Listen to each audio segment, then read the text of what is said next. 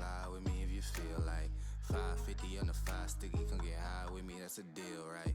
Ride with me if you ride with me, you can slide with me if you feel like 550 on the 5 sticky, come get high with me, that's a deal, right? That's a deal, right? That's a bet, right? That's a bet, right? That's a deal, right? That's a deal, right? That's a bet, right? That's a deal, right? That's a deal, right?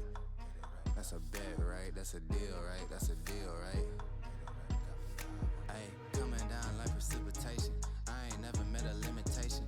Hater plotting my elimination. Gotta go to Google for the information. I'm a superstar, so I gotta shine. Top dollar be the bottom line. Bottom feeding niggas out of line. Turn your heart rate to a dotted line. Yeah, my zodiac probably dollar sign. Got the energy to win it, my nigga, I'm feeling great. Got a day with destiny, focusing on my fate. I don't give a fuck what you rapping, you been a fake. I'm everything that they ain't, it can't be, it won't be. Wanna see me fall, I can't go, I won't leave. Coming from the block with plain clothes and police. Straight up to the top with bankrolls and rollies. Ride with me if you ride with me, you can slide with me if you feel like 550 on the 5 sticky, come get high with me, that's a deal, right? Ride with me if you ride with me, you can slide with me if you feel like 550 on the 5 sticky, come get high with me, that's a deal, right? That's a deal, right? That's a bet, right? That's a bet, right? That's a deal, right? That's a deal, right? That's a bet, right? That's a deal, right? That's a deal, right? That's a bet, right? That's a deal, right? That's a deal, right? Ayy, 12 can't really stop shit, so I'm still pushing like a mosh pit. Ice dripping, think I'm hot shit. In a yellow bucket with the mop stick. I've been jugging jams like wholesale. Everything must go sell.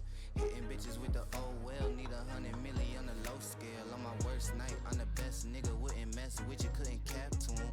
Homie spotted me like 700, brought 1100 right back to him. If I can't do it, then it ain't real. I just make dollars, I don't make deals. I've been going hard in the paint, still blowing kush clouds till I can't feel like. Ride with me if you ride with me, you can slide with me if you feel like 550 on the 5 sticky, come get high with me, that's a deal, right? Ride with me if you ride with me, you can slide with me if you feel like 550 on the 5 sticky, come get high with me, that's a deal, right? That's a deal, right? That's a bet, right? That's a bet, right? That's a deal, right? That's a deal, right? That's a bet, right? That's a deal, right? That's a deal, right? That's a bet, right? That's a deal, right? That's a deal, right?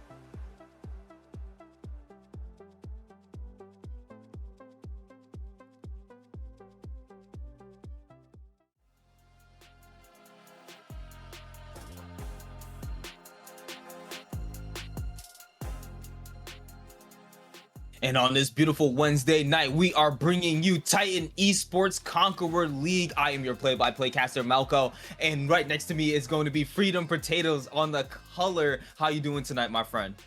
I'm doing good. Once again, excited to be back casting some Conqueror League action. We've got a great matchup tonight. Monkeys, Frosty, and friends going up against Team Apex Black. Now, on paper, this looks like it might be a bit of a blowout. I mean, Monkeys, they're 0-3 in the standings right now. Team Apex 2-1 right now. But in all their series they've lost, Monkeys have gotten one of those game wins. So in terms of the actual like individual game scores, it's pretty close here. And so I think Monkeys, Frosty, and friends could be able to surprise us with an upset tonight. Yeah, I'm honestly suspecting one of those 3-game series, and I feel like for a team like this that they are currently 0-3 in the standings, they're just gonna, they're gonna definitely want to fight back a little bit. No team kind of wants to start off their season 0-3 in the in matches, and this is definitely gonna be a tall hill to climb, especially if you do have aspirations to make it towards playoffs. But I do believe that Monkeys do have the ability to be able to take it out here. But Apex is definitely gonna be coming out fighting, as we do see. I believe we are ready to get into the draft here, and I'm kind of suspicious as to what both of these teams are going to draft. I didn't get the chance to get the little like draft up on both teams beforehand. I was like looking around for, I'm like, wait, where did this go? But we do see that on the side of, I believe, Monkey Mafia, not Monkey Mafia, that was the team last season. Monkeys, Frosties, and friends. I'm just gonna call them MFF because it's gonna make my life easier. For the side of MFF, they are missing 2 bans due to them having a E-sub.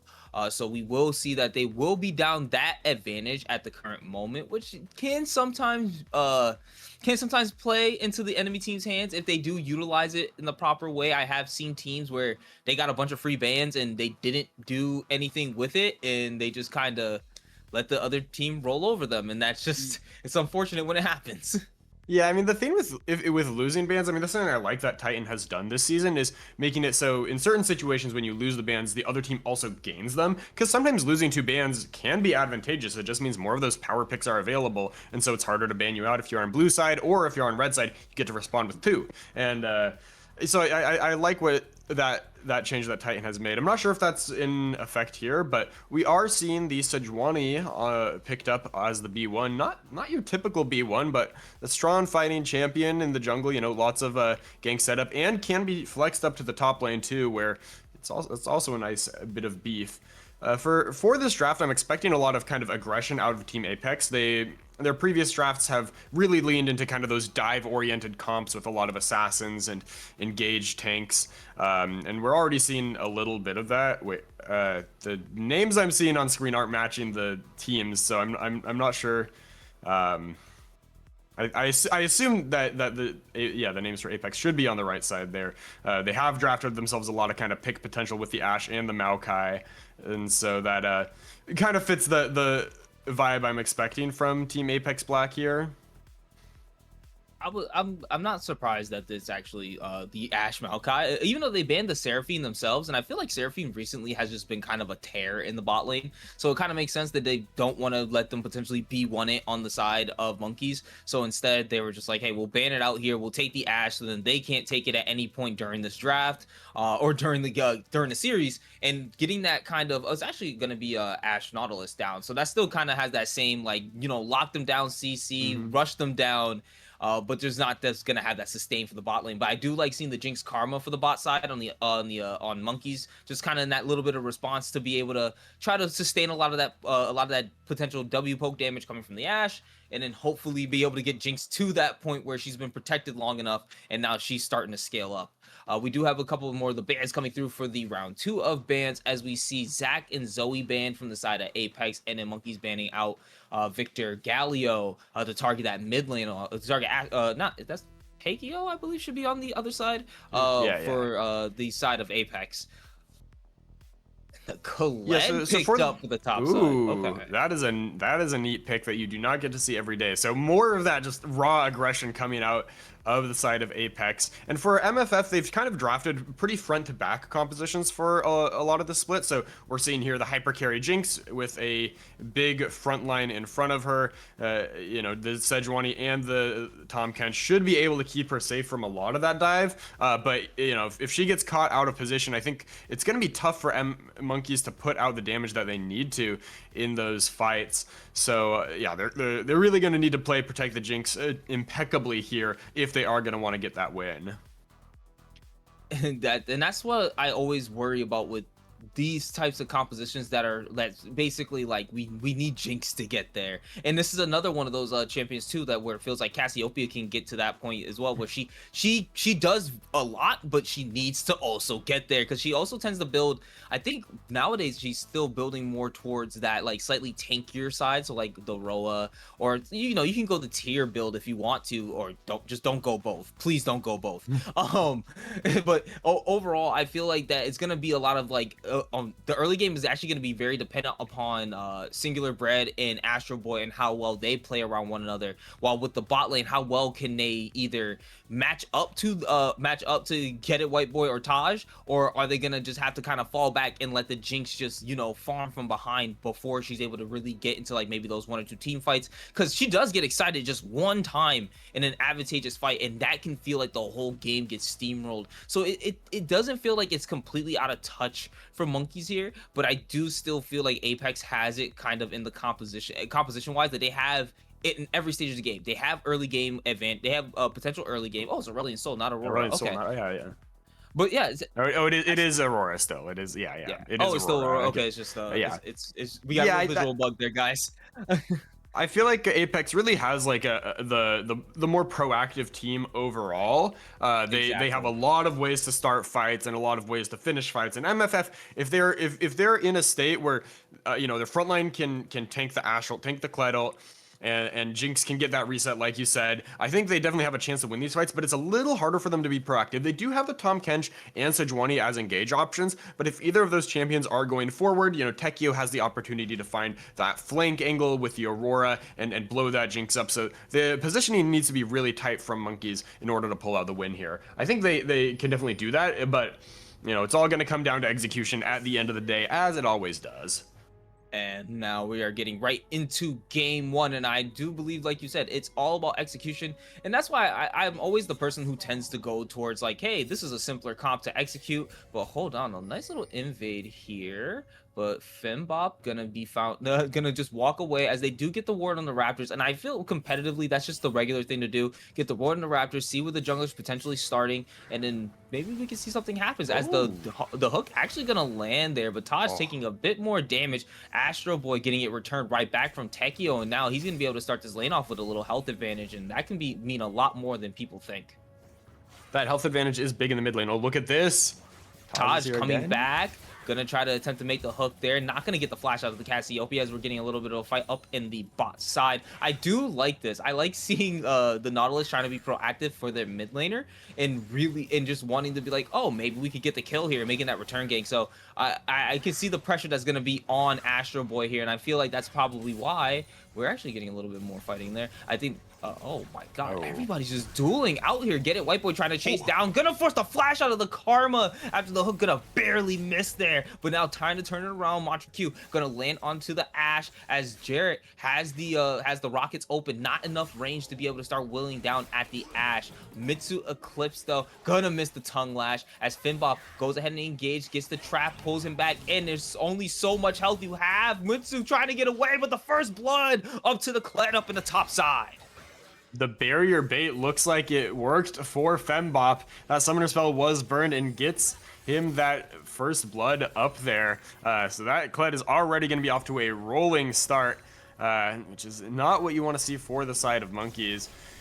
It's unfortunate for the Monkeys bot lane that they took so much damage on the back end of that trade, because they had the 2v1 against Ashe and they were able to get a lot of damage down in this bot lane to punish Nautilus for being mid, but you know, in the end, Karma has to blow both summoners, and Taj still has that ignite. So if he lands a hook onto Raised, I would be a little afraid for that Karma.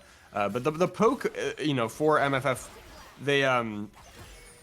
They did get through a very hard part of the lane. I think the level 1 and level 2 from Ashe Nautilus is a really strong phase. So the fact that they haven't died and they're still pretty healthy is really nice for them being able to scale up into that later part of the laning phase and the game as a whole. As the hook is going to land onto the Karma, gets the snare to land on the Get It White Boy as he barely gets out of range. I do really like in also seeing that the just in general, like these two bot laners have been actually a lot more aggressive in this early game, but we do see Sejuani is here and is looking for the Ashe flash. Ain't gonna be able to get him, but the zap gonna land onto him and not gonna be enough as the ignite drops. Sejuani taking so much damage under that tower, gonna be nearly taken out themselves as the Maokai makes his way to the bot lane trying to catch the straggler. Taj still here, Raze trying to find the Ashe, not gonna be able to do so. Ashe already back, but that might be the life of Taj as Jarrett able to secure it with the snap trap, and that's gonna be the Monkey ADC taking that kill into the enemy support. Kill onto Jinx exactly where you want it for Monkeys, and when all is said and done, that is a really nice spot for the Monkeys bot lane to be in. The enemy has so much aggression they can put out in the early game, but in the end, I feel like that Nautilus roam may have given the Monkeys bot lane the window they needed to find that win. There was a little bit of disjointed target focus onto the bot lane when that gank showed up, as bit of a scuffle in the mid lane, but it's not going to lead to much. Yeah, I thought that the Apex bot lane was going to be totally fine. It's just that when they see the counter gank coming from Zazakil, Taj tries to make something happen with it, overextends a little bit himself, and gets punished for it hard. So gold pretty even overall, a little bit ahead for Apex, but it doesn't mean much when no one's gone back to spend it. I think it would have been better if Zazakil came down just directly towards the Karma Ashe instead of going after Sejuani. I think that would have potentially maybe been a turnaround play. You probably still would have gotten the Jinx a kill at that point, but something would have been returned as there's gonna land the hook onto Raze, continues to walk around, and a lot of damage brought out from Get It White Boy on the Ashe. Does a lot more than you suspect as Mitsu is getting ganked here, gonna be able to land the trap onto him, gets snared up and under as the Twisted Advance gonna land onto the Tahm Kench. This frog has nowhere to go under the tower. Finbop securing his second kill up in the top side with the help of Zazakil. That's just really aggressive from Mitsu when the jungler is on the bot side getting the dragon. Now that dragon is going to be nice for Monkeys if they can secure it, which I think they should be able to, but using the abyssal dive forwards on Tahm Kench is an aggressive move into the Kled matchup already, and when the jungler is off the map, that does spell certain doom. Now this could be a fight. That could be potentially a dead Karma too, but the turnaround from Jarrett as we do get the in-between worlds immediately deleted as the Karma as they're gone away. Kled ulti coming in the charge, double kill going over to the Aurora. All that's left is Astro Boy as he's forced to run away. Tekio trying to chase down as Zazakil appears, but he may have gotten the Drake, but more kills going over to the side of Apex as they are up 4-1. 4-1 the kill score, but MFF do get that Drake, which is going to help them, scale up or deny the scaling from Apex for a little bit of time. The tempo that Fembop had with that TP advantage off that kill, Mitsu has to TP back to catch the wave. Kled's free to TP down, and look, he still gets to walk up there and collect almost an entire wave. So really great spot for the Apex top laner in a position to completely decide how this game goes, I think. I think right now the plan still works for Monkeys though. They at least the bright spot that they want it to be is the Jinx, and there's a little something that's at least there. Astro Boy so far has not given up any deaths or anything so far. It's primarily just Tahm Kench, and so it's like, okay, as long as you keep the Jinx alive a little bit longer, it has a slight farm advantage in the bot lane, has a little kill advantage. You just got to take those little things as they come. And so as you continue to build on those small advantages, I think that Jarrett and Raze has a decent bot lane that they're playing into with, or they're at least playing into this Nautilus. But we're gonna see another hook come down, snap traps. Oh, not snap traps, but the chompers gonna be dropped down, not gonna be able to land onto Taj this time. But he was very, very close to being snared up there. And I feel like Raze is just intentionally trying to bait in some of these hooks and doing it pretty smart. Yeah, in the early phases of the game, the Karma can kind of weather that storm.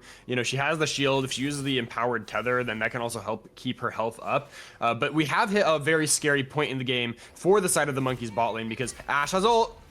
Ash arrow gonna land onto Jerry. He's not level 6 yet, and he's being chipped down as the Ignite's gonna come down. Not gonna be enough to take him out, but Raze might be the next target and forced to flash back under their tower. That's gonna be the ult and Ignite for multiple flash for every single summoner actually down in the bot side, as they're going to be forced to back here, but they're not going to be allowed to just yet. The Ashe and the Nautilus trying to stop them from being able to back, forcing them to stay here under low health. Yeah, Reset gonna get canceled, but Kled's looking to fight again. Ooh, And Mitsu got the 3 charges to be able to get the stun, so they wasn't able to continue. Finbop wasn't able to continue on with their charge, but now looking for the re-engage as he's able to land onto him and is not afraid to fight the Kench. He's trying to get him benched as Singular Bread looking for the gank. They might have stayed way too long as they're gonna get stunned up. Taj forced the flash as he gets succumbed down to the gets stunned down by the Sejuani ultimate, continuing down the chase. Gonna use the hook, able to get back under their tower. That's the Sejuani ultimate use, not gonna be able to get him. The charge coming through, interrupting the W, and it's gonna stop him as the TP comes down. And I think Tekio looking for these low health targets. Raised, barely alive, not gonna be able to find anything though. That's the mid laners, that's gonna be the mid laner teleport used, and that is it for the end of the fighting. Only 1 additional kill added out of all of the fighting that we saw all over the map, but definitely some advantages built for the side of Apex. Apex building up some nice advantages for themselves. Jarrett almost had it, I think, in him to be able to kill Taj, but didn't have mana for the Super Mega Death Rocket. So the Nautilus was able to hook back to his own tower and survive the gank. Really nice job living in that 2v3 down bot. And then up top, Fembop continuing to dominate this matchup, really just feeling a lot more comfortable on the Kled than Mitsu looks on the Tahm Kench on this side of the matchup, because the Kled just wins the extended trades so hard. You know, with Tahm Kench, you kind of want to get that Ton Lash in, maybe chip down your opponent a little bit. If you get the stun, you can just take an extra auto, walk away, but Mitsu keeps walking back in to try to get more damage down, and that's just opening up the window for the all-in from Fembop, who is now 3-0, has the Titanic Hydra completed, and Ashult comes down bot. And it's going to be able to land on the Jarrett, but no one was there ready for the engage. Yes, we do have the Maokai at level 7. Could have utilized the ultimate, was not close enough to be able to make at least an efficient engage. So not going to be able to force that there. But I do like what you were saying about the Kled, because even then, like, once he has that Titanic Hydra, it feels even harder to combat him. And all you see is a Giant's Belt and the Ruby Crystals for the side of the Tahm Kench. This top lane is not going the way you want it to, but Maokai is not here. But Singular Bread is now here as the Cassiopeia is making his way down. Taj, are you going to be able to escape this time? No, you are not, and that's the 2nd kill over to the Jinx. Both kills for the enemy, or for Monkey's team right now, onto the ADC, and that's exactly where you want them to be right now when this Drake comes up to spawn. Jarrett a little low here, does need to be a little careful about getting engaged on, but those kills exactly where you want them on the Jinx. And here comes a TP from Tahm Kench. TP from Tahm Kench, but the Kled is here and the charge is just almost ready, and they don't realize that he is here, and I think they're gonna attempt to go for this fight. We do have Taj coming back down. He has respawn, gonna get the charge coming in as the twist advance, gonna be able to go down to red team, able to secure the Hextech Dragons that would be in between worlds. Is gonna come down to start off the fight, and so much damage is being dropped as Tekio is nearly taken out, but the Ashe flurrying arrows, Kled, so much damage, gonna be able to drop as a double kill goes over to the Kled, and a single kill gonna be able to get it White Boy as he's trying to get his number 2, but Cassiopeia is gonna be able to take the return kill as the triple kill goes over to the Kled. Hook gonna land onto Raze, but gonna be able to snare down Taj. That's the end of the fight. Multiple kills and the dragon over to the side of Apex, and they secure themselves a decent advantage, 3k gold up. 4 kills for 2 in favor of Apex. They do have that low health bar in the mid lane, but low health bar does not mean anything. And I mean, that was just some beautiful layering of the ultimates from the red team there. We saw the Kled and Maokai ultimates line up. There is no getting away from that charge. And once the Kled is in there, all the follow-up comes through. Ashe able to keep people locked down with the slows. Aurora just dealing so much damage. Now, we did see a nice flash in from Astro Boy towards the end of that fight to get the trade kill on Ashe. I think, you know, Cassiopeia is a champion that scales really well, especially into a team that wants to come into you so aggressively. And so if Astro Boy can start getting some big money in his pockets, I think that will help turn the tides for Monkeys. But as it stands right now, it's about 3,500 gold up for the side of Apex, and they're showing no signs of stopping anytime soon. Yeah, getting a lot of the starting to get these turret plates down on the bot side, putting more gold onto the bot lane here for the side of Apex, which is what they definitely need. And they're no longer is that advantage for the Jinx anymore. The Ashe is definitely has caught up in the farm, and with the 1-1 and 5 basically equating out to the 2 and 2 that the Jinx currently has, it's not exactly gonna it's now like, okay, they both, and they're also both basically even in items. Actually, technically the Ashe is up a little bit with the 2 additional daggers on top of the fact that the call from the Jinx at the current moment. But Zazakill looking for Astro Boy. In Between Worlds gonna come out as he goes into him. Gonna use the ultimate backwards, keeping him so calm down. Are you gonna be able to escape? The snake is taken out and you are gone. Cassiopeia drops as Zazakill secures that one. Nice layering of the CC. I mean, when you have no flash on Cassiopeia, it's so tough to play into the amount of threat that's present on this Apex team. You know, just the CC lock from Maokai buys Aurora all the time she needs to get that kill. So, you know, despite a nice kill earlier in that team fight, the loss of all that farm in the mid lane for Astro Boy and those plates going over the way of Tekio is going to hurt a lot here. So Mitsu continues to get bullied out in the top lane. This Kled is up about 30 CS and 6 kills now, but does have a big shutdown on his head. If Monkeys can find that kill, I think that is going to be a nice way for them to try to get back into this game, especially if that gold goes to one of their big carries there. It's just so hard to get through this Kled's health bar and the barrier, which buys them so much time to remount. So they've got their work cut out for them in getting that shutdown. But, you know, it's an aggressive champion that likes to go in, so there's always going to be a window. The hook gonna land onto Raze. A little bit of damage coming from Get It White Boy as Zazakill is making his way down towards the bot side. No ultimate here from the Maokai, but they feel like they can possibly make this dive. They know that he's here. Sapling gonna be able to look for a target. Not gonna find it, actually. They're just barely out of range. Jinx trying to back off, but Tekio now here does know that they're there. In Between Worlds gonna drop onto it as Raze gonna be taken out. Far range kill. Tekio now on a killing spree. Looking for him. Gonna flash in. Not gonna be able to land the Intrusive Crystal Arrow, and it's gonna be the shutdown. So deceptively taken as the Jinx is able to secure once again another kill onto them, and that's a nice little surplus of gold given over to her as well. But this tower going down on the bot side is that gold given right back over to the side of Apex. Nice bit of gold for Jinx, but Kled's here mid. Ooh, shoots with the charge though, so Astro Boy is able to pick up some platings on the back end of that. And yeah, the turret going over to Apex is going to put their bot lane in a great spot gold-wise. Ooh, careful. Taj does find Singular Bread, but does have Zazakill here for the backup. Astro Boy probably not looking over as basically it was just tanks versus tanks, so that's just a wet noodle fight. No one's gonna bother to rotate down unless it's like something they could definitely get off of. Taj getting caught out here though. Singular Bread finding him, and Astro Boy this time following right behind. Zazakill gonna be able to push them away as Tekio gets here, gonna use the ultimate, be able to lock down Singular Bread as they continue down the chase. The depth charge gonna be able to land onto the Sejuani, and Sejuani now being left alone by their team, trying to get away as the Ashe secures that first kill, the second kill of the game, going godlikes, given over to the Kled. The rest of the members of Monkeys having to disperse now, no ability to be able to fight, 2 for nothing, given over to the side of Apex as they take a commanding lead. Dominating fight for the side of Apex, losing no members, getting 2 back.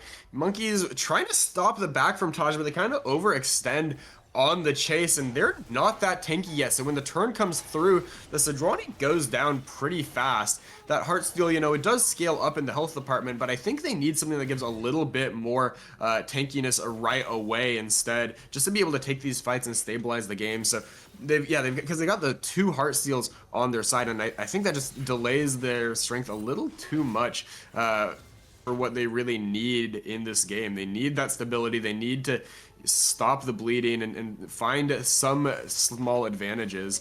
But right now, it's looking all Apex black in this first game. They are only on 2 Drakes, so, you know, there's a... Ooh. Oh, In Between Worlds gonna drop, and Jared's just gonna be deleted off the face of the earth. Tekio sending them to the gray screen as the Apex mid laner gonna be able to secure that solo kill on the bot side, and it just feels like the bleeding continues for the side of Monkeys. Yeah, they need to stop the bleeding, but Jinx being left alone on side lane when there's an Aurora around is not what you want. It's just there's so much Hold on, that was not just side lane like caught out. Like that Jinx was literally under tower. Oh okay? yeah, Like, she was under turret. That was unfair. As Fenbob gonna engage onto Eclipse here, gonna be eaten by the ultimate, trying to get away, but not able to disrupt it. Mitsu gonna be able to escape the gank. Nicely done there to be able to play a little bit towards that Tom Kench sleuthness, but now Singular Bread gonna be taken up by the hook and getting caught down. You maybe not be able to slow for a moment, but the depth charge gonna find you. You can't get away from the flurry of the arrows. Get it, White Boy gonna be able to secure that kill, and Crystal Arrow barely gonna miss onto Eclipse, but I don't think it's needed as Zaza is able to take the kill onto him, and they're continuing to look for more targets. They see the last 3 members of the side of Monkeys alive, and they're trying to see who they can catch out next. Astro trying to dish out a little bit of damage, but you only got the Roa and the Lost Chapter, but Jarrett dishes a lot on the Fenbob as he's taken off of Scarl, now onto the regular form, but Kled able to get him back as Get It White Boy going on a killing spree, getting the double kill after the in-between worlds being used by Tekio as he continues to chase out Astro Boy, who's forced to go back under his tier 2 tower as he faces back up to the tier 1. Tower destroyed in the mid lane, and they're going to continue to win as the Rift Herald is secured here by the side of Apex Black. Apex Black exploding the gold lead and exploding the game here. Ooh, White Boy might be in trouble. No, he can fight back against the Sedge. Yeah.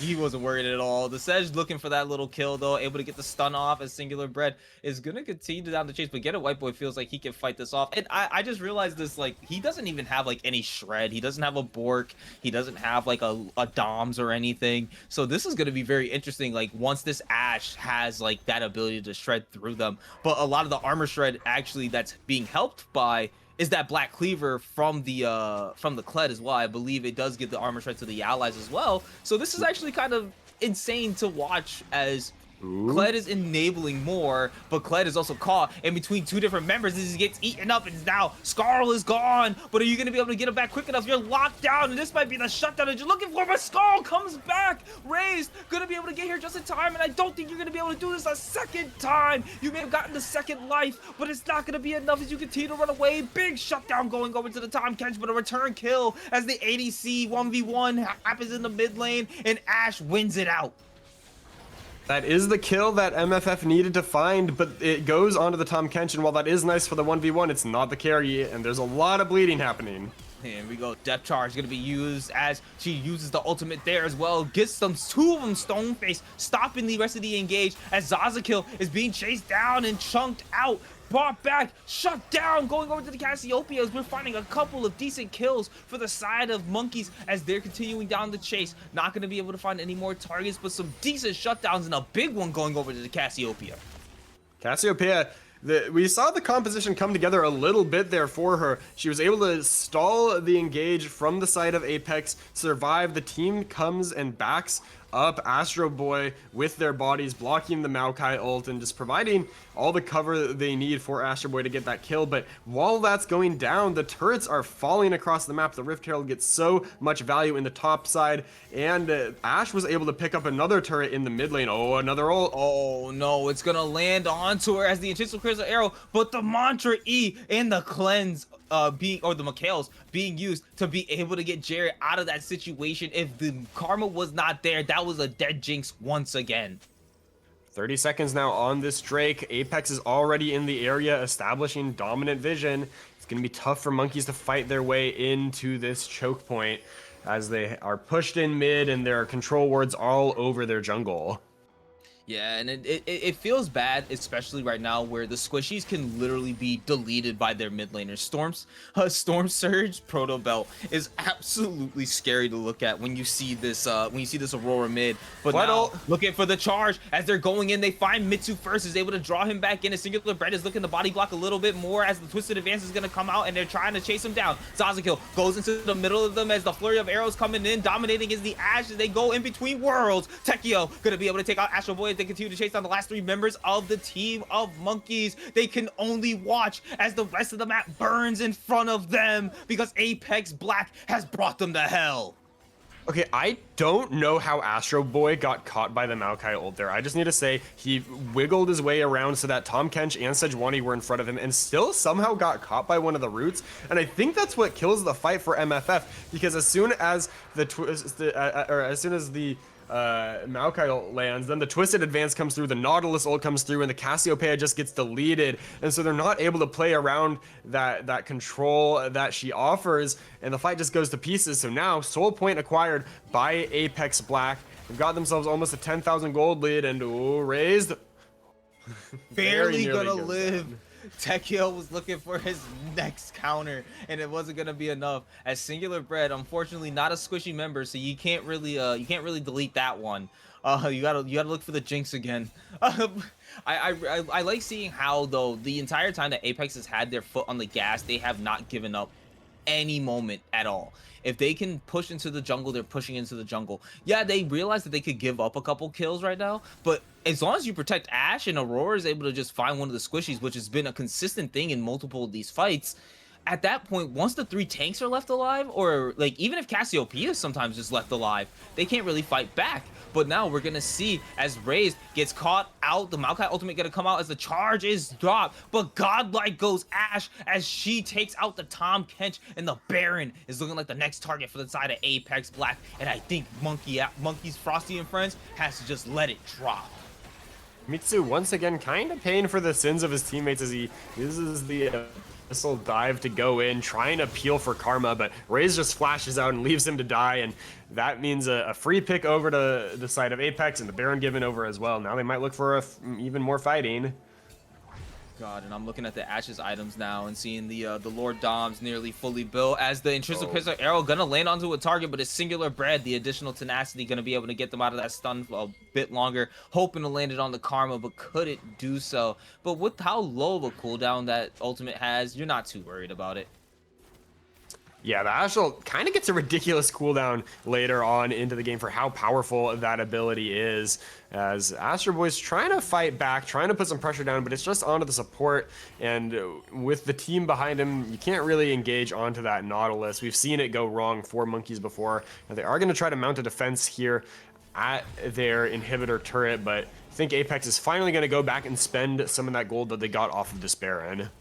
Yeah, and they just got the towers. They've been pushing so far forward ever since they got the Baron. So now a lot of extra gold in their pockets. They're looking to spend, as we should see the Lord Dominic's now being finished here by the Ashe, and it's looking like GA is the item of choice next for her to get. So that's actually going to be pretty interesting to see a GA Ashe, even though I feel like the Ashe has been doing a very decent job of staying alive. I think I would just rather see like traditional lifesteal or even just the Bork come out from here just to continue that additional tank shred, as the In-Between Worlds is going to drop, and that's an immediate deletion from the Lightning Strike. Storm Surge comes down and the Karma is gone. Karma deleted, the Aurora 6-1 now. So much magic penetration there, and it's just so difficult for Monkeys to itemize at this point because you've got an Aurora with, again, a bunch of magic penetration, flat magic penetration that can blow you up, but you've also got this Ashe who is on 4 items now, so no matter what type of resistance you're building, you're still going to be deleted by someone else, and you know, even the health can't save you. The wallet is really just too much in Apex Black's favor at this point. I'd expect they should be able to break the base and take the game soon here, unless they get caught.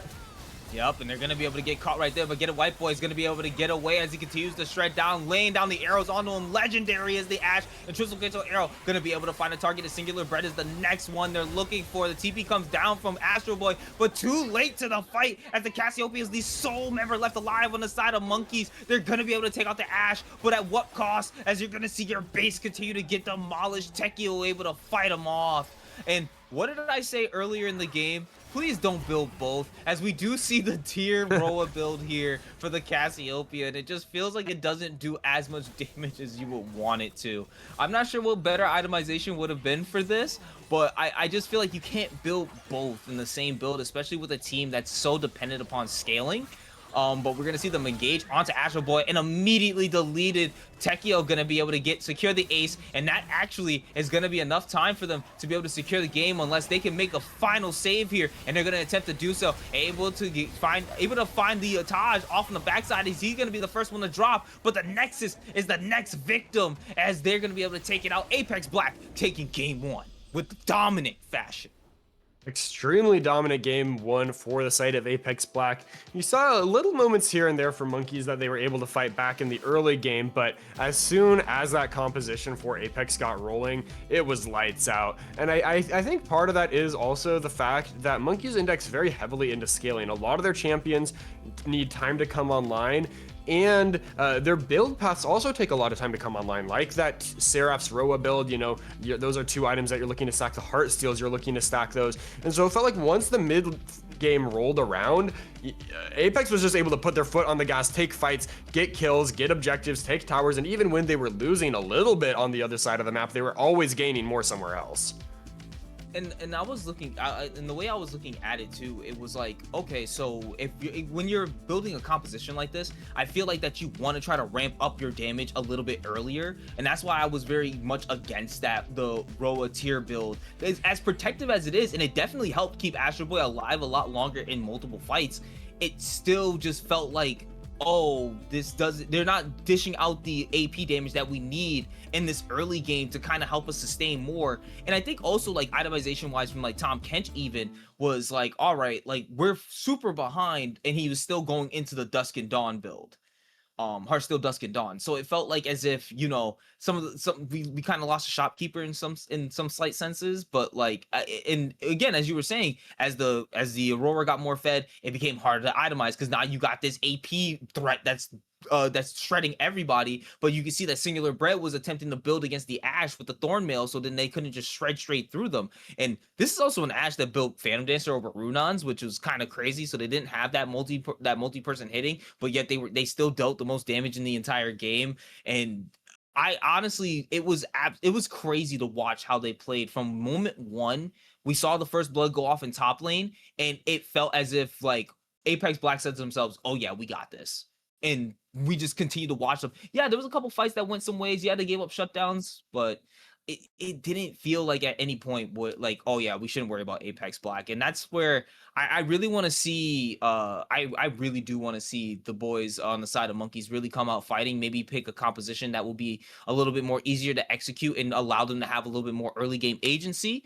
Apex, all you have to do if you want to secure this victory, and I think stop the streak that Monkeys does have, where they do win one game every single series. So you want to try to stop them there and force them to be even further in the further down in the standings. You guys got to win this game too, but you got to come out with that same fire that you had in game one. So don't go nowhere. We will be right back with game 2 of Monkeys, Frosty and Friends versus Apex Black. We will be back soon with Titans Conqueror as well. So don't go nowhere. We'll be here soon.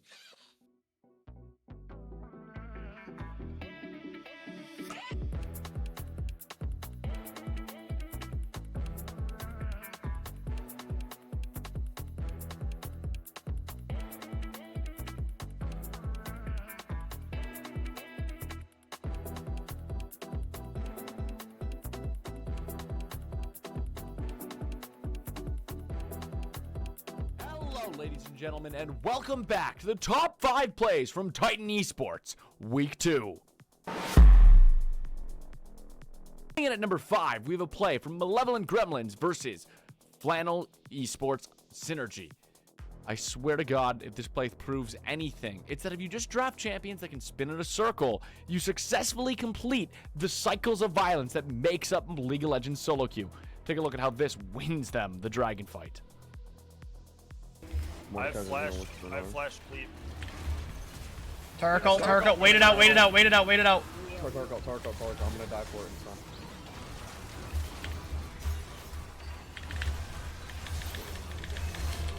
I got Are you fucking kidding me, bro? Oh, beautiful. Let's fucking go, bro. Coming in at number 4, we have a play from Titan Vanquisher League, where OVS Oberon took on Elysium Ravens. Now, it's no secret that I am a big fan of Elysium. However, in this play, I think it's safe to say that Swifty slayed the Phoenix. Let's take a look. Middle of the fray. Oak misses the ult. Trundle claims the Drake, but here comes the Udyr. Standing in the middle of them. Jinx is gonna get her first stack of Get Excited.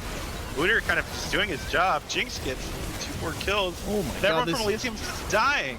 This It's gonna Udyr is be a absolutely unkillable. Yeah, this Udyr is just standing in front of everyone and just tanking up so much damage while the Jinx slowly becomes a mine. That's going to be an ace for Oversoul. Coming in at number 3. You know, I've heard a lot of hate in the comments, in the Twitch chats, about how Victor's ultimate should not be Arcane Storm and it should be called Chaos Storm. Well, in Team Solo Invade versus Syndicate Jaw, I think it's safe to say that it definitely became a Chaos Storm. Let's take a look. I'm gonna look to send an ulti here, I think. I'm muted. Oh my Oh, god. it's a light. Oh my god. I'm tanking. Oh my god. Oops. I can't see anything. There's Might Victor have ult on the done spike. that. It's so big. Oh my That's god. all good. Coming in at number 2. It's probably the wackiest wombo combo I've ever seen. But also, I just want to be so clear. Just because you see Yasuo jungle in this clip does not mean Yasuo jungle is good, and you can't change my mind. Let's take a look. I'm chilling. I'm completely chilling. Can we look here? I've shielded one. Nice. Holy mega Oh combo. my god! Oh my god! Ladies and gentlemen, a lot of you sent me in some plays, a little bit less than last week, so let's keep the clip train going. But of course, I got a couple honorable mentions that I want to shout out. I got pinks on it. They're melting. That's okay. That's okay. That's okay. That's okay. Can you get to me, Brand? Yep.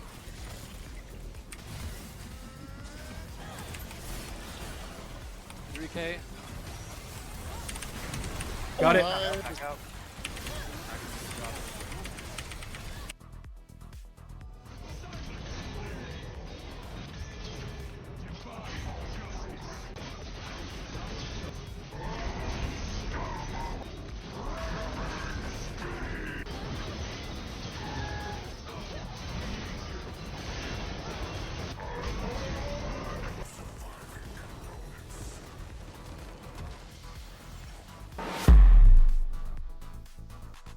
And now, ladies and gentlemen, coming in at number 1, we have the reason I really think they shouldn't have killed off Xin Zhao.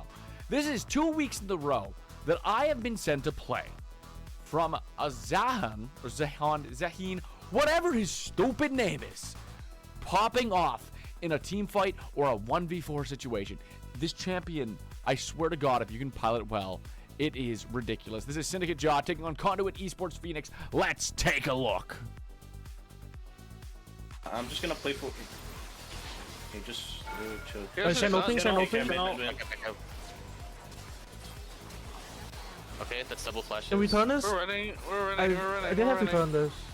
Thresh, no flash. There was one. Good job. I can hit revive. I can hit revive. Oh, never mind. My zombie on OP.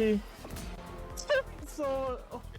Man, Zahan, really just something built different. 200 years of game design, ladies and gentlemen. But that said, those are your top 5 plays from Titan Esports Week 2. If you want to be on one of these montages / top 5 lists, make sure you DM your clips to TI Romeo on Discord or put them in the stream highlights / clips chat in the Titan Discord. It is much easier if they're in my DMs because I just kind of scroll through and find them. Make sure you link that match name, what league you're a part of, and anything you want the clip to be titled or anything cool about the clip. That is awesome. I take POV clips now.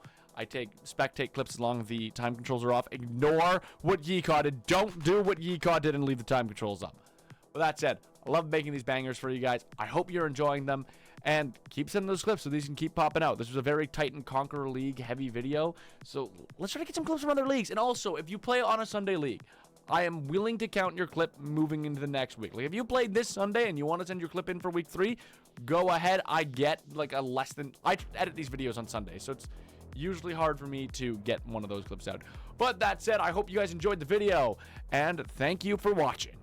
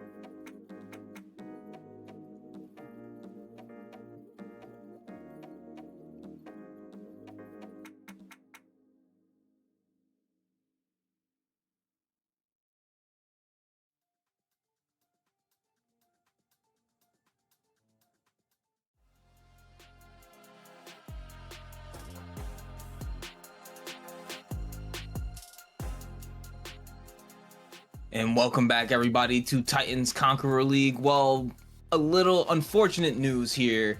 We had been told by on the side of Monkeys, Frosties, and Friends that there was a technical difficulty with one of the players, and due to those technical difficulties, we will have to unfortunately forfeit as we are not able to find an emergency sub at this time. So this series victory is actually going to go over to Apex Black. I'm sure the guys over at Apex Black are happy with the win, but I'm sure that they wanted to actually be able to settle it out on the Rift rather than having to do it in this fashion. But we can only control what technology does to us, and as much as we understand it, it sucks.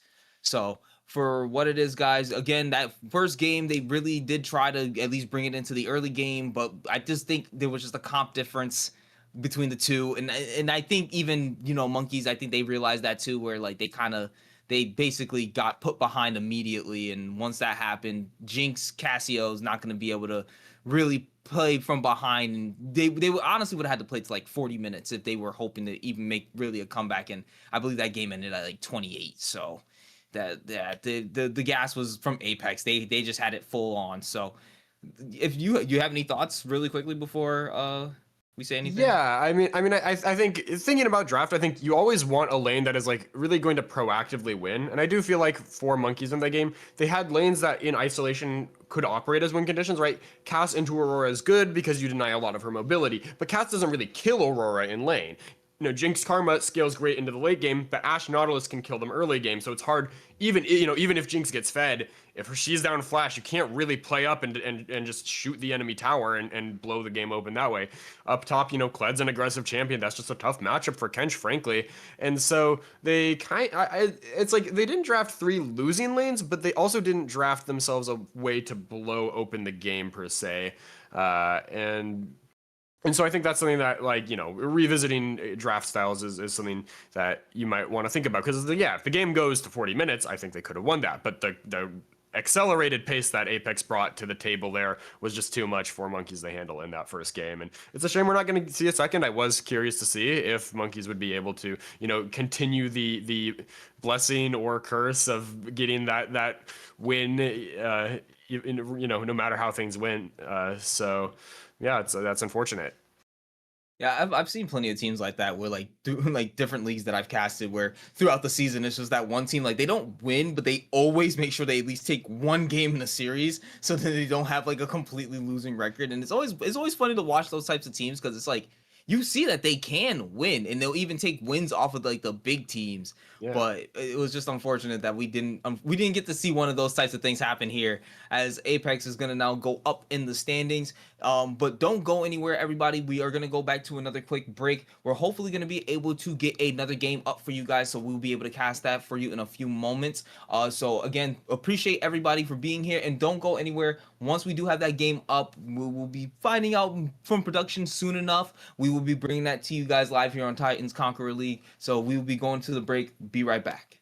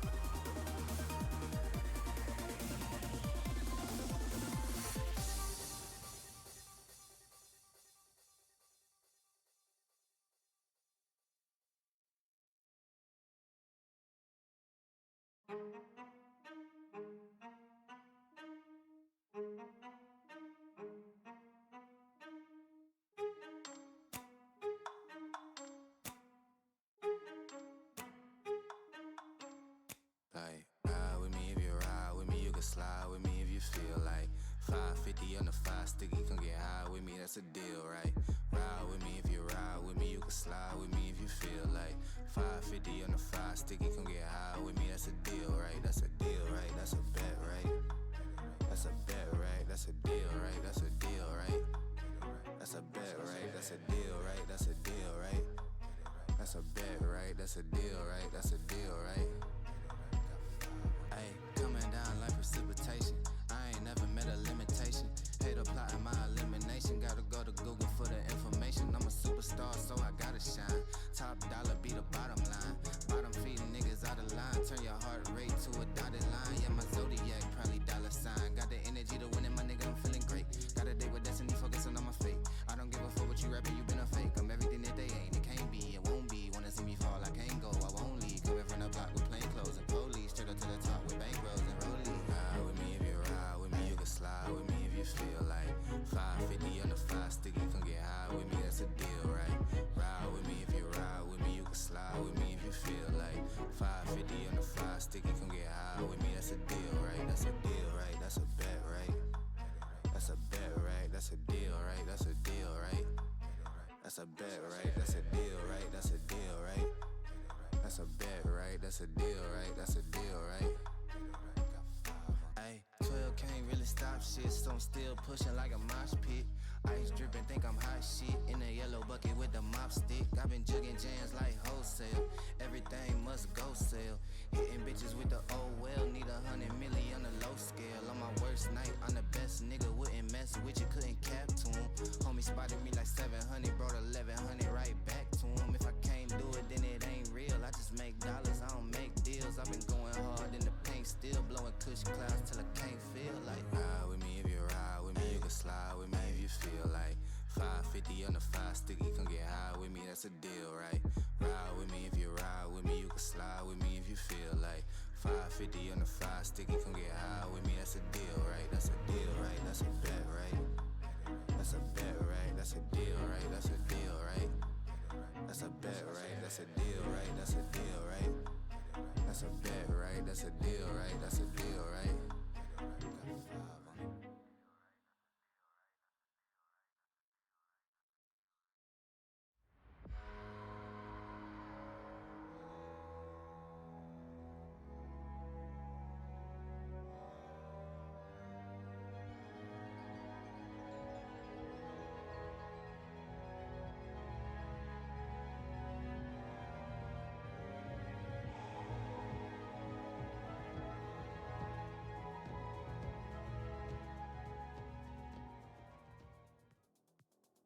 And welcome back, everybody, to the Titan Conqueror League Group A. As you guys can see left and right, it's looking a little mixed up here because we're bringing you guys a game. It's going to be Mint Triple T versus Sinja, which if you guys already hear that, probably already kind of suspecting who's playing on what side. Sinja has actually been somebody I've consistently always hear about in these leagues, and it's actually pretty funny that it's like, oh, this is a player that you see them online, and it's like, oh, okay, we're about to get a good game out of this. Always a pleasure to watch Sinja play. Just one of the more aggressive mid laners. Bit of a crazy player. A lot of assassins in the champion pool, which I feel like a lot of players are scared to pick in these leagues. And you can see like right there the Akali getting banned away. There's also the Zehen banned away. I know you've been saying always ban Guo Zehen because we saw that pop off a couple weeks ago. So getting the respect they deserve, that mid jungle duo. And I think it's actually kind of funny that because I just caught in the chat Guo saying that the fraud Sinja lost to Apex Black 2-0. So I thought it was just kind of funny that we got to he just said that too. And we were just like, oh well, technically, you know, Apex Black just won 2-0 in their last thing. So they can be really riding the high of that. As we do see though, we had the picks and ban phases here. From the side of Sinja, they're banning out the Victor, the Xin Zhao, and the Ahri. The side of Mint, they're banning out the Akali, Zehen, and the see Seraphine. Thank God they banned the Zehen. Don't give Guo Zehen. We do see that Sinja, though, is going to do their first pick as the Ornn, which I do kind of like as a nice little first blind pick, or maybe we're just getting the draft I think order. we're getting the draft in position order this time Position around. order, yeah. I was getting really... We're not? I just got clued in that this is a it's not. Okay, it's, yeah, it is. Oh, this is pick order. Okay. I just saw 2 top lane champions picked, and I was like, oh, it might be in pick order or in roll order, but no, unless that's Kai'Sa jungle. Whoa, and Karthus. Okay, we are getting a very interesting draft. I mean, Ornn V1, that's not entirely surprising, like you were saying. I see teams V1 him. He's a safe, reliable top laner with scaling, but he can also fight in the early game. But the Mbessa and Nafiri, those are staple picks too. But Karthus and Kai'Sa drafted together, that's not something you see every day. And then the Lissandra as a response as well. I am already shocked at what's going on here. It's like, unless they want to try to like do something crazy, like, oh, we're gonna bring back the Karthus mid. You know, we're gonna bring back lane Karthus and I honestly, I'm not a big fan of Karthus in general as a champion. It feels like, unless like things just fall into place, he doesn't really do a whole lot in the early game, and it feels so bad when a Karthus is just kind of like watching the rest of the map and it's like, did I hit 6 yet? Is anyone low? that's what it feels like for like the first like 15-20 minutes of the game with the Karthus. So I'm very interested to see how they're gonna build around this, as we see the Nautilus and Ashe get banned by the side of Sinja, with the Yone and the Vel'Koz being banned by Mint. Yeah. I'm actually kind of interested to see how this is actually gonna end up going for them, as we do see Varus being the first pickup for the side of Mint. I'm kind of liking this. I really do like the way these two. Okay. It is Rek'Sai. It's Rek'Sai, not Kai'Sa, is what we're hearing from production over there. So, yeah. Okay. So we do have. Wow. So Karthus Leona bot would be my guess here. I mean, yeah, I feel like Karthus, when I see him, he's usually like he's a champion that he's going to be picked in the jungle by a Smurf who knows exactly how he wants the game to go, and if you don't follow his plan, he is going to say some really mean things to you. So yeah, I'm not a fan of that champion in my solo queue games, but in competitive, it can be interesting to watch. He just does a lot of damage, is a unique play style for sure. Very different from a lot of other champions, but I think that is going to be... Wait.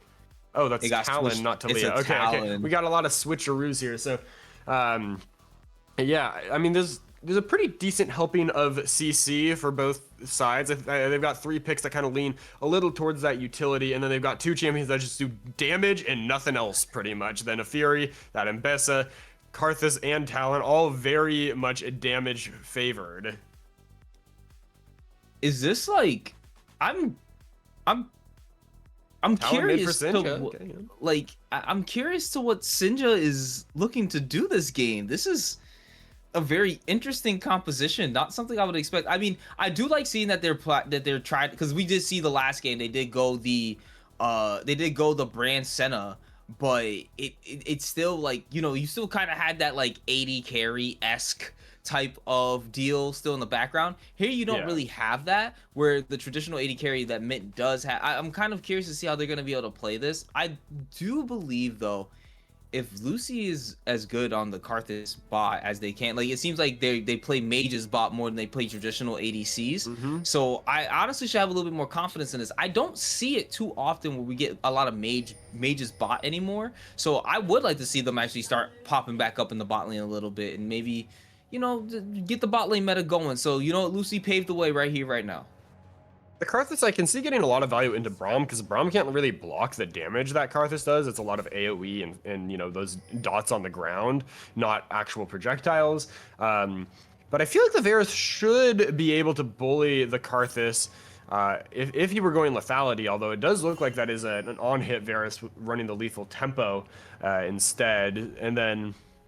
yeah, looking around the rest of the map, I feel like that mid lane matchup should be very favorable for Lissandra, but the Talon is a champion that just loves to get out of lane and roam, and if Sinja can put down the level of aggression that I know him for, and just, you know, get the bot lane ahead, you know, help out the Ornn in the top lane, then that pick can still be very influential, as they kind of swapped sides in the mid lane. Yeah, but a lot of damage being dropped on the Sinja. The electrocute being procced by Albino there on the Lissandra. Gonna be able to chunk him down to about 66% HP as we're getting the trades right here. Mint really trying to, like, you know, they're trying to at least establish a little bit of like, hey, respect us here. We can still fight back. Yeah, I don't know if we went over the results of the first game actually, but first game was a win for Sinja. We saw Zed make an appearance in the mid lane, and overall a pretty dominant performance from the side of Syndicate in that first game. I mean, we didn't get to watch it here on stream, but I was just checking out the match history. So it is Mint fighting for their lives here in this game number 2. Sinja either having fun with the draft or pulling out some secret tech to guarantee themselves the win. We'll see how that plays out as we get a little further into this game here. I really do like how they're already utilizing a lot of these vision pockets, already have kind of like a read on where we'll show them all is gonna be every time. So it's actually really nice, like seeing how Sinja's, like the way that their team's playing, like they're just kind of reading the map and they already have we'll show them all's number. So this Neferi is not gonna really be able to get the element of surprise, as we're gonna see Sinja looking to engage onto them with the Talon going over the wall, not gonna be able to out damage the smite, but at least is gonna be able to scare them off a little bit as Lissandra makes their way down. Neferi gonna be able to tag on a little bit of damage as Sinja does have the ability to just hop over a wall though, but that's a lot of damage coming out from the Talon. Gonna be able to proc their electrocute of their own and make Neferi have to back off. I mean, Talon passive is just one of the strongest abilities in the game early on. That combo of electrocute, if you hit the W, the Q, and passive, you can get first blood on pretty much anyone as they're gonna look for it. Ooh. Almost managed to get the dog and send them right to the pound, but not gonna be able to get them there. I really do like seeing that, like you said, like, this is a very aggressive like laners. Oh, hold on, Guo is here scaring off the Mbessa. I do like seeing that this Talon is actually still very aggressive, even into the face of like a mage, where you would think that would make their life like terrible in the mid lane, but no, the Talon just doesn't care, and I think that does have to speak to a lot of the confidence that Sinja does have, as the Mbessa is getting taken down a bit, but the Leona gonna use the Zenith Blade. It managed to engage onto KTL, gonna get a decent chunk of damage down from the Karthus, but gonna get damage traded right back. Piercing arrow gonna be able to go through Eden and take him down to about half HP. Bot laner is already starting to get a little bit of the fight there, but with that lockdown, I didn't realize that that's gonna be so much damage that Lucy can potentially land with the Karthus, as long as Eden can keep him locked down for long enough.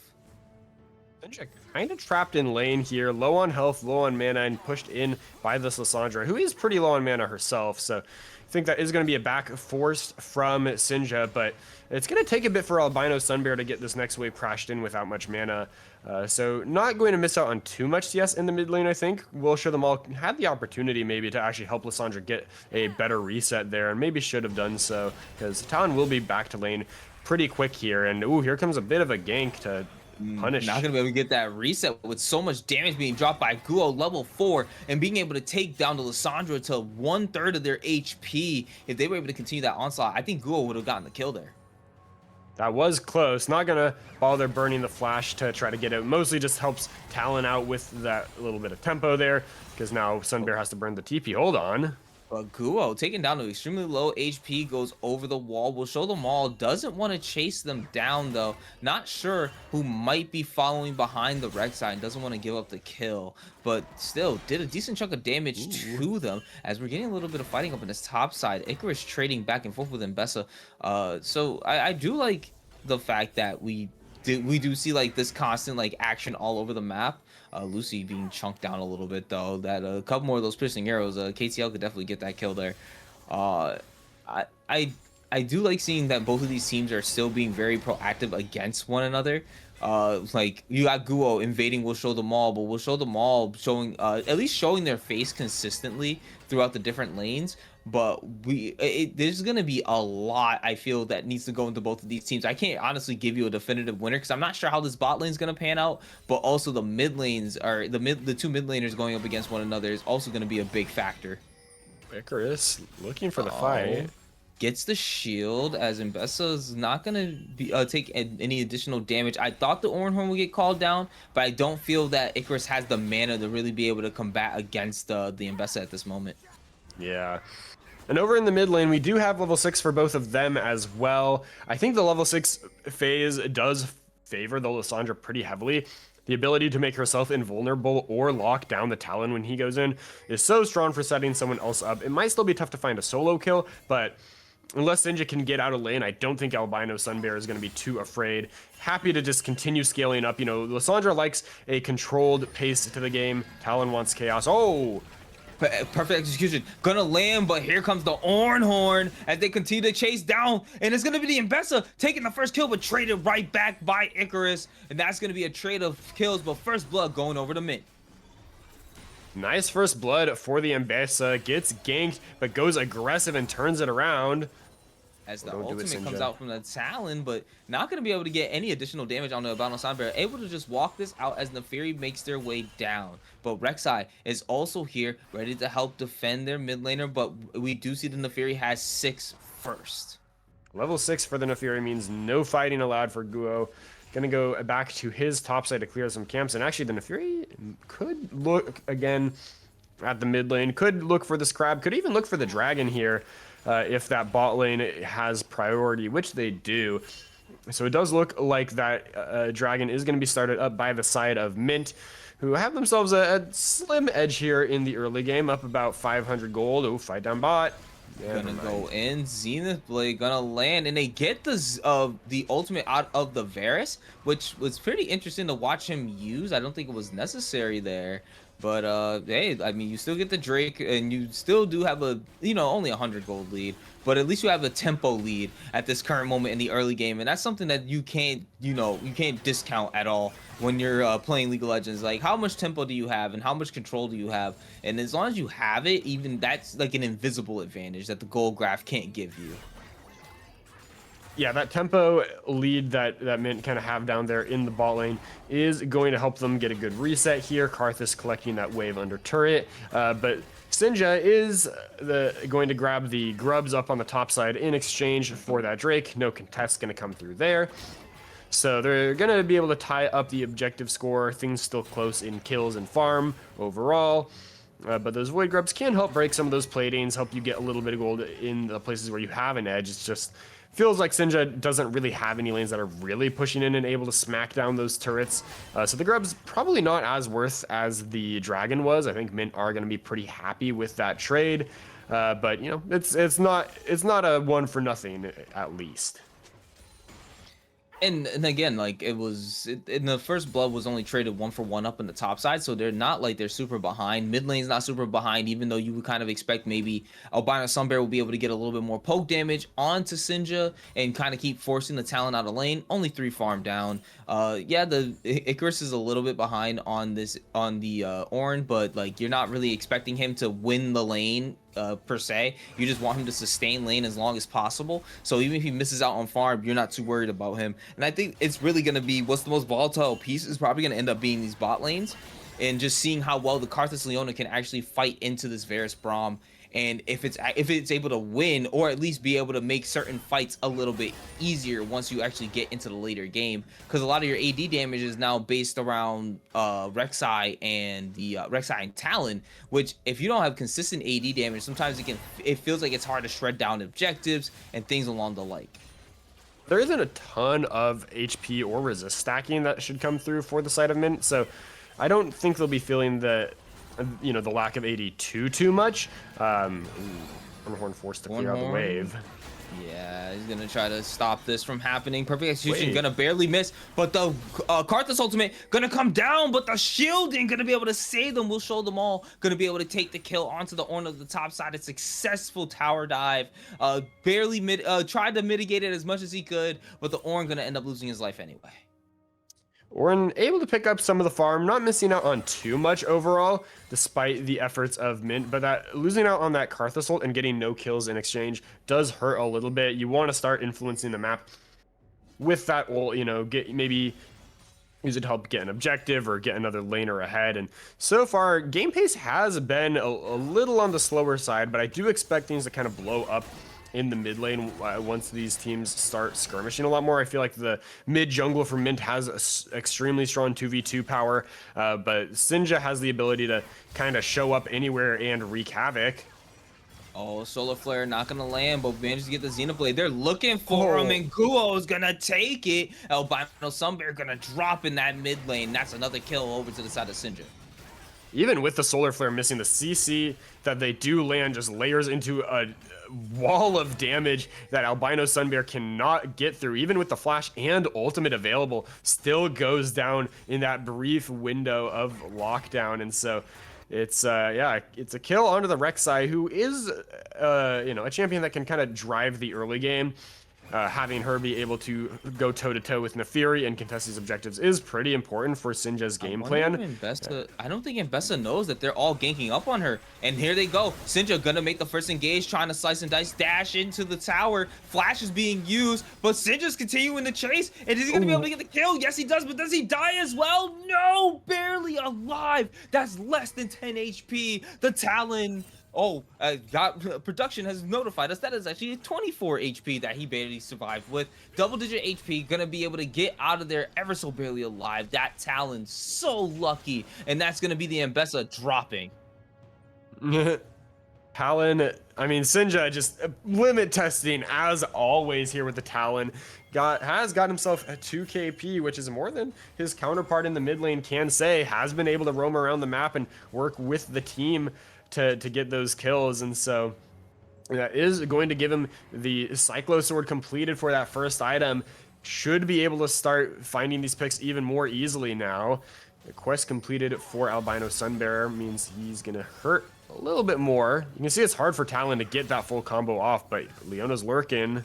But then we just see him dropping it now. Gonna have to use the ultimate on themselves, as there's gonna be the Neferi locking in. Sinja having to jump away, but gonna be able to secure that kill as another one drops, and Albino Sunbear gonna drop to the Rek'Sai as well. Sinja, looking like he made a mistake, is able to barely get alive with the team engaging in the mid lane. And that's also gonna be the Drake falling to the side of Sinja. Our Relics and KTL feeling up to the task of attempting to fight for this. And I'd say, don't do so, sir. You're already starting to fall behind. Immaculate teamwork once again from Sinja. They get the first, you know, they kind of bait out the Lissandra ult. It was well used by Albino Sunbear to pull Sinja in and get all that damage down. But then when Will Show Them All goes for the play, the CC layering comes down once again, and I believe they were successfully able to pull off that kill before the Call of the Pack, that invulnerable ability from, oh, hold on. Oh, gonna land onto Rek'Sai. Relics, though, gonna be able to jump back as Guo is taken to extremely low HP. Eden now being chunked down as KTL is looking for it. Cleanses away the exhaust as exhaust drops onto him. Ultimate coming down. Is it gonna be enough? Lucy able to take the kill as KTL is slain. But We'll Show Them All smells blood, looking for him as they're trying to find the Karthus, using the W to get a little bit closer, able to lock onto him, but it's gonna be stopped by the stun. We'll Show Them All gonna be able to shut down Guo, but then it's gonna drop as Leona's able to secure the kill on the Felix, and that's gonna be Lissandra being able to take out Relics or Eden as well. Relics gonna drop as Albino Sunbear takes that kill, and that's gonna be the end of the fighting in the bot side. But look at the lead as Sinja continues.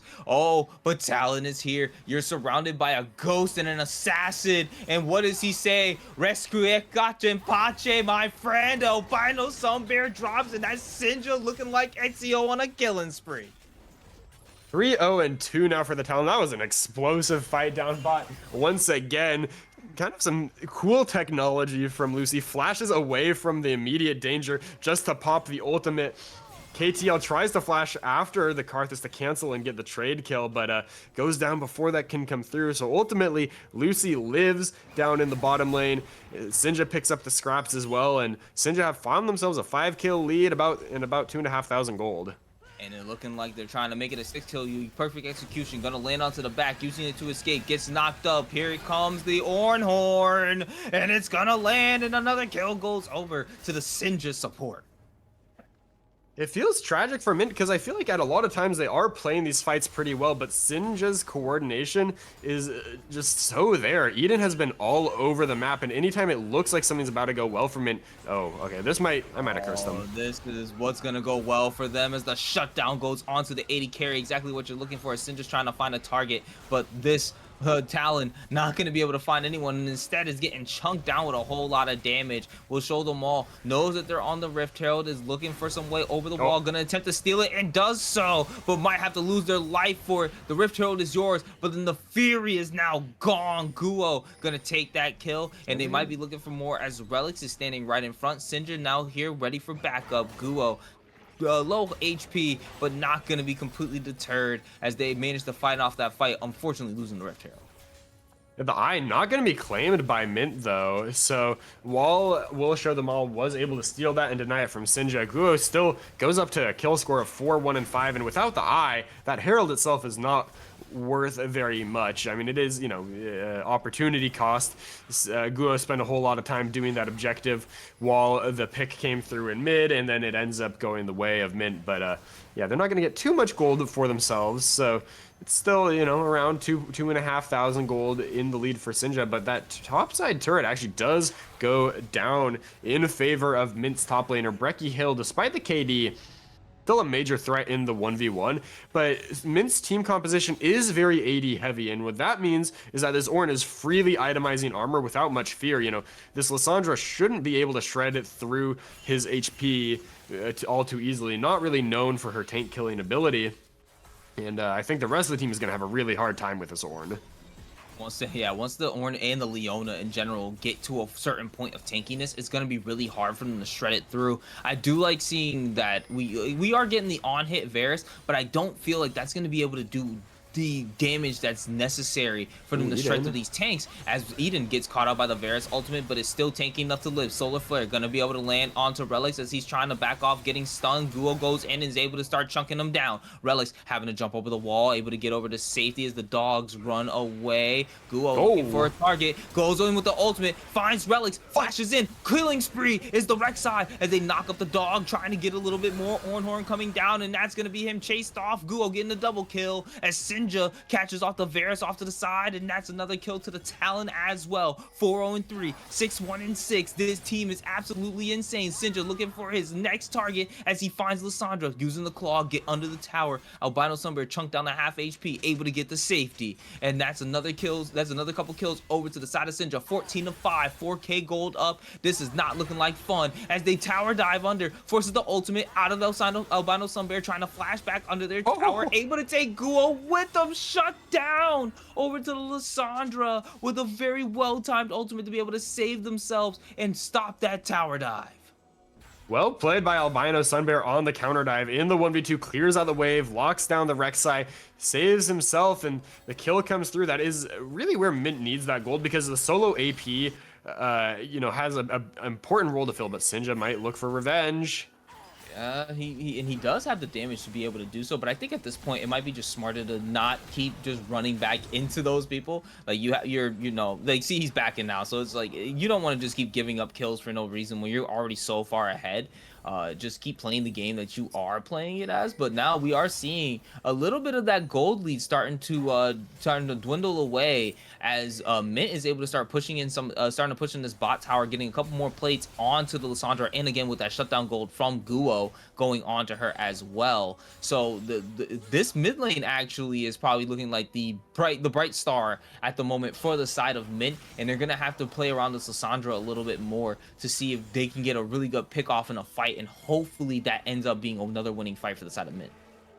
Edge of Night completed for Sinja in the mid lane is going to help with that mid lane matchup. But yeah, I felt like Sinja played the first leg of that fight extremely well. We saw two absolute deletions onto the bot lane, onto Mint's bot lane, but then Sinja stuck around a little too long. They tried to make the dive happen onto Lissandra, and when that goes sideways, it buys time for Mint to get back on the map and claim the dragon for themselves in a situation where they really had no right getting that objective, I would say. Ooh, fight in bot. Gonna jump right onto her. Sinja now utilizing the ultimate, defensively backing away, has the ultimate under tower. That's gonna be Sinja losing his life. Big shutdown going over to Lissandra once again. The overconfidence of the Talon is gonna lead to his fate. I mean, Sinja, a very skilled player, but also a very aggressive one, and sometimes that aggression comes back to bite you. Certainly did there as he dies under the enemy inner turret. Now, the minions did clean up the kill on the outer turret there, But ooh, here comes another fight. Oh, we'll show them all caught in between, no other members around as the Ornhorn gets called, but the ultimate comes out from Guo. Didn't even need to get the charge from Icarus as they're able to take out the jungler, but this is Relics now jumping in, and so is Albino Sunbear. KTL gonna be able to take the kill onto the enemy jungler, and this is the fight that exactly Mint is looking for as they're able to take out 2 members of Albino Sunbear going on a killing spree. Relics? And that is gonna, this is what we're looking for. Oh, Relics nearly dies, but is gonna be able to walk away with his life. 47 HP on that one. This is absolutely insane, and right now Sinja's starting to give more the lead, starting to give more gold back into the hands of Mint, and they definitely feeling like they can come back into this game. Yeah, that's another 4v5. I mean, Sinja was just dead in base while the team took that fight, and while, you know, they had a bit of a nice opening to the fight in the extended play. They go down a lot, and you can't be giving over these kinds of kills because I feel like as the game goes on, Talon's job just gets so much harder. Ooh, spotted by Nefiri. Sinja should be able to get out of this fairly easily though, but that's a lot of damage from the Nefiri right there. So that's yeah, so we definitely should be watching out for the Nefiri. Nefiri does have the Black Cleaver and the Voltaic Cycle Sword as well. So they definitely do a chunk of damage building into the armor right now. So I believe that goes into the GA. Oops, sorry. Albino Sunbear forces the ult from Sinja. Still has the Frozen Tomb as well, so it's gonna give Mint another turret here. Yep, Eden and Guo finding Relics here, jumping onto a Albino Sunbear, jumps into the middle of the fight. TP coming in, they do freeze up Eden, having to flash over the walls. Berkey Hill comes down and is able to find that kill onto the Leona, and more fighting as they continue to chase down. Guo going to be the next target. Public Execution going to be able to land onto him as KTL takes that kill. This is the fights that Mint has been needing to be winning here. Sinja having to only look as he has to run away. 4 members from the side of Mint, well alive, continuing the chase onto this Talon, but you're not gonna catch him. And they actually, instead of they're chasing him up towards the Baron, which is kind of smart. With Guo down for another 19 seconds, if they wanted to attempt this, they could, but instead they're just gonna take the win of the fight, only bringing that lead down from 4 to 1,000 gold deficit. Getting extremely close now. Dragon's also in favor of Mint as Sinja takes yet another disadvantaged fight. There was no ult on the Talon. Berkey Hill was able to teleport in first, and it's a bit of a question of just what are you fighting over? That turret was already dead when Sinja takes the engage, and they bite off a little more than they can chew. Mint really punishing with the lockdown that they have on that Lissandra. Albino Sunbear getting exhausted and taken down, having to use the Frozen Tomb on themselves to be able to save them from the absolute damage that was actually coming out from the Karthus here, as Berkey Hill gets caught out by Sinja, nearly tagged with the Q, but gonna be able to get out alive. This is now a 5v5 fight that we're looking into once the TP comes in from the Lissandra, but we do see it's gonna be Sinja down at the bot side there, not gonna be able to find the flank. Lucy at about half HP. If they do find the fight here, it's gonna be a nice advantageous one as the root gonna come out from the landing onto the Leona as Albino Sunbear gonna go on a rampage, taking out the support from the enemy team as Sinja barely finds his way up here. Still 5 members alive from the side of Mint. They now have the macro advantage. They now have the map control as Guo can only watch as potentially the Drake is going to be slain from right in front of him. But can he return the favor for the stolen Rift Herald from earlier in the game? We'll have to find out as he's waiting for 2,000 HP, 1,000 HP. Not going to be able to see it as they secure a soul point for the side of Mint.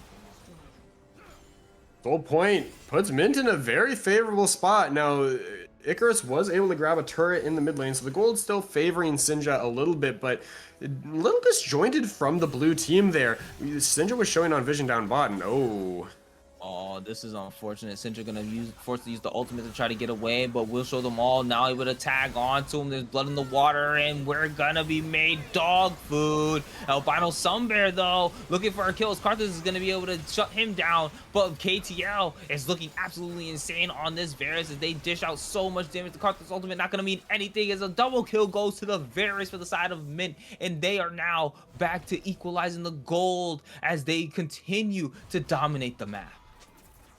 This does feel like the way I have seen Sinja lose before. When this player has a lead, they keep their foot on the gas, but they sometimes overheat and end up in a situation where, you know, when they lose that lead, you can see it kind of feels like they're struggling to figure out how to play these fights. They're consistently a little separated from each other in the approach, and so they get engaged on first, and when they're not in that driver's seat, they look a little lost. Baron started up now by Mint, and it's only Guo in the area to look for the steal. Yeah, he's gonna have to attempt to make some miracle steal or just let this drop, and I think he's gonna make the choice to just let it drop, as the Varus ultimate is gonna miss barely onto the Rek'Sai. He can't do anything, and is gonna be Mint that's gonna be able to secure this Baron, taking the lead for the first time in the game, and they're only about 600, but still they're finally able to say that they're in the driver's seat fully as that Baron goes to their side. Sinja needs to find some setup for this next Drake. If they give over that soul, the game is going to get so much harder for them. And we've seen how much damage Lucy can do in these fights, but the fights are just never fair. I feel like Sinja needs to, get a little more on the same page. Like in that earlier Dragon play, Talon was showing on bot wave. If Talon's showing on Vision, Mint has nothing to be afraid of. They can just take that fight. They know their carry's not going to get blown up. Braum can save his cooldowns for the Ornhorn, and it just feels like easy work for the side of Mint when they can see all their enemies. Sinja needs to get creative with the angles they take in these fights, because they can't just brute force it with their wallets now. And we're just gonna have to wait and see if they can potentially get some nice pick potential. Maybe maybe somehow Sinja can get onto the back line to be able to get the damage onto Varus. Maybe somebody will be able to blow up. Well, we don't really have a whole lot of burst damage other than the Talon, but so it's really on. If they want to get like some kind of pick, it's really basically on Sinja to get that, unless Guo can get on top of them too.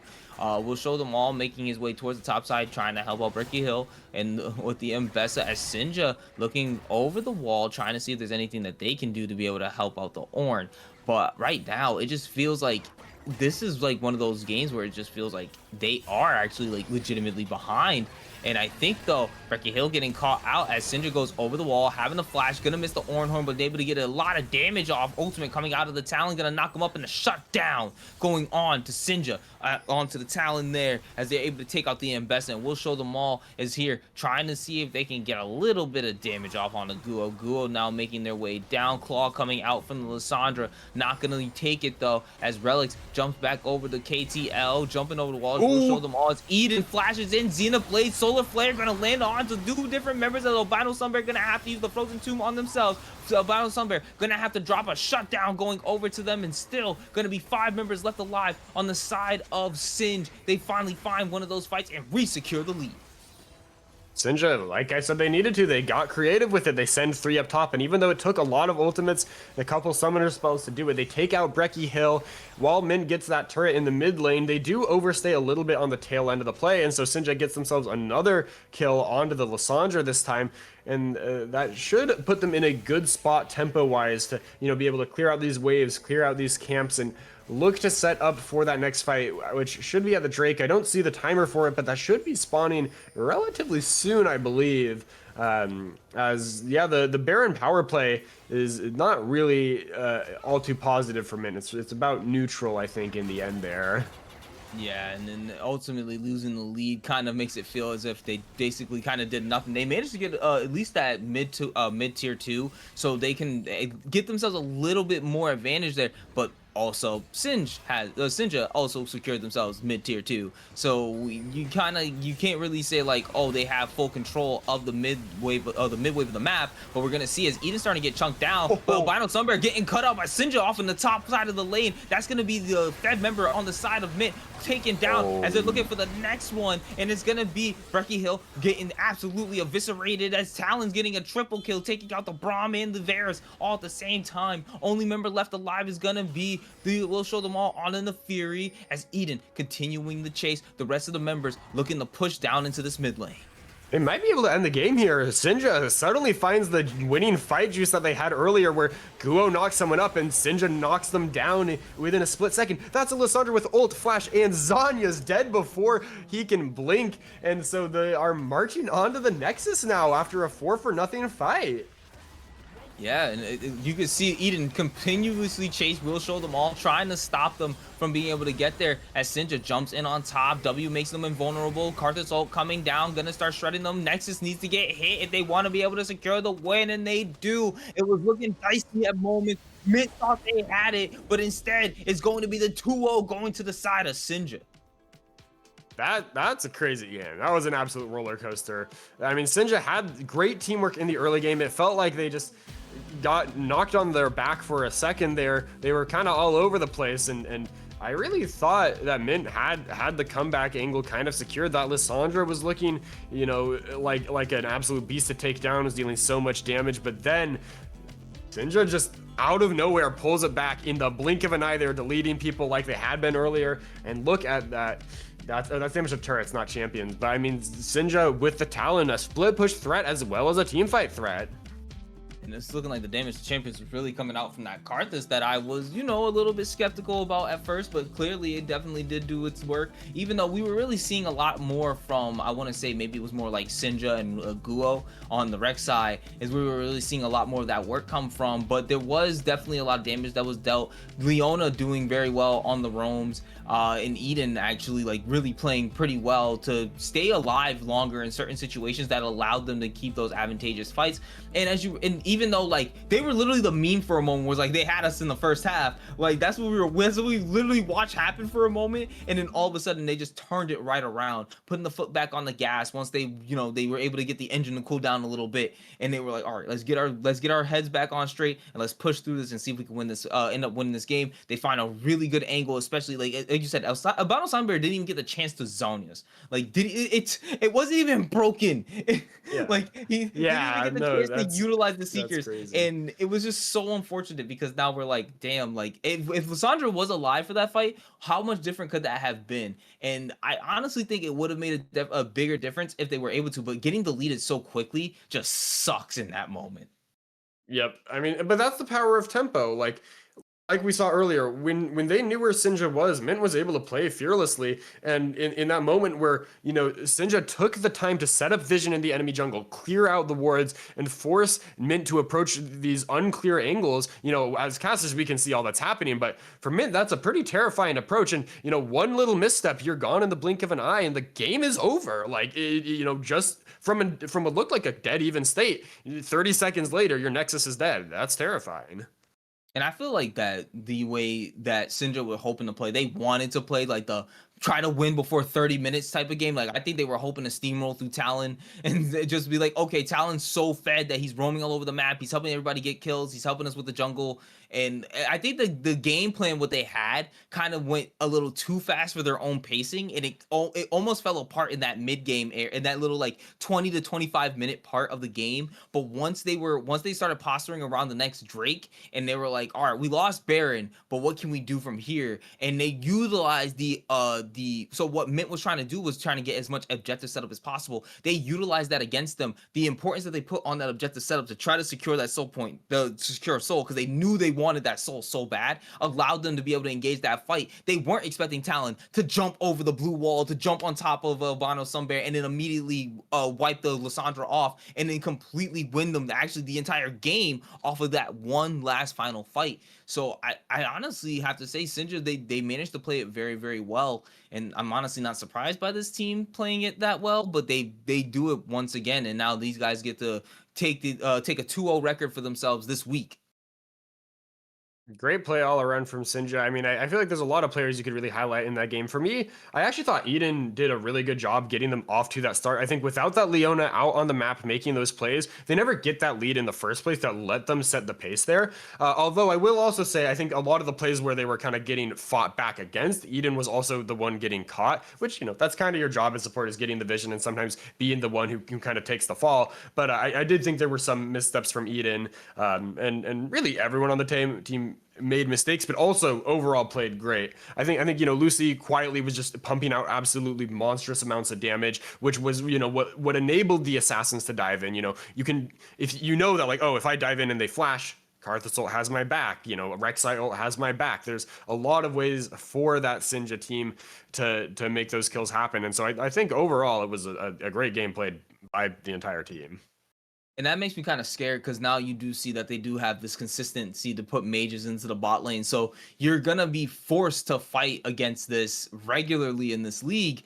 And I feel like that can be hard sometimes to itemize against, especially as an ADC, because it feels like whenever you do go up against a mage as an AD carry, you just get so much damage dealt to you. It feels like it's always so much hard to build against AP, and it feels like AP like just scales in damage more than an AD does half the time.